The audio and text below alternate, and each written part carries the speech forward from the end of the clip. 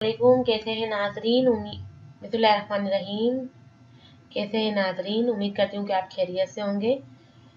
मैं आप लोगों से रिक्वेस्ट करूंगी कि काइंडली मेरे चैनल को सब्सक्राइब कर दें। सब्सक्राइब करने के लिए नीचे रेड कलर का एक बटन दिया गया होगा, जिसको अगर आप सब्सक्राइब करेंगे तो मेरे सब्सक्राइबर बन जाएंगे। तो जनाब, आज जुनैद जमशेद की नमाज जनाजा में क्या हुआ। जुनैद जमशेद की जब नमाज जनाजा पढ़ाई जा रही थी तो लाखों अफराद उमड़ आए थे। ऐसे लग रहा था जैसे पूरा कराची उमड़ आया हो।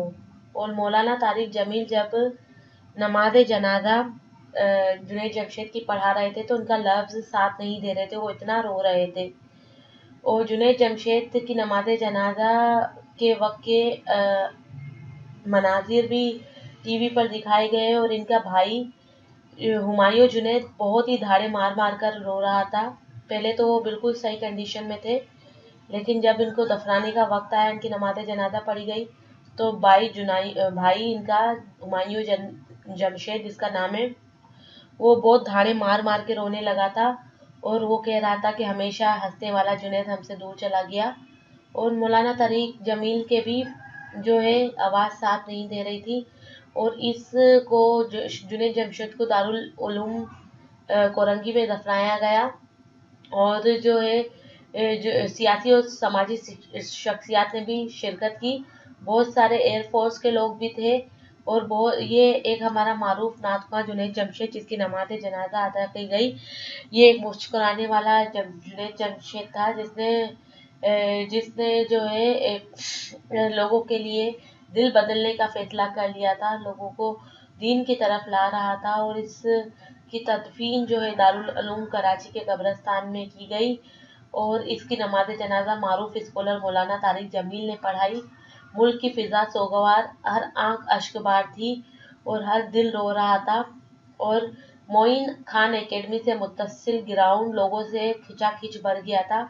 ग्राउंड में सख्त सिक्योरिटी के इंतजाम भी किए गए थे, लेकिन उनकी शक्ल इसलिए नहीं दिखाई गई क्योंकि वो शनाख्त भी नहीं हो सकती थी और इस तरह की नहीं थी कि लोग इनके जनाजों को देख सकते। लेकिन हर इंसान की यही ख्वाहिश थी कि आगे बढ़कर इनके जनाजे को हाथ लगाया जाए या उनको कंधा दिया जाए।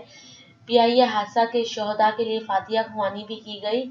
और जो है होटल आतिशगी में जहाँ भाग होने वालों के लिए भी फातिया खानी की गई। ग्राउंड में बहुत सख्त इंतजाम थे। ऐसा लग रहा था जिससे पूरा कराची शहर उमड़ आया हो। उनकी एक नाच जो थी वो बार बार दिखाई जा रही है, जिसपे लिखा है तो खादिम तुम्हारा शहीदा रहा है।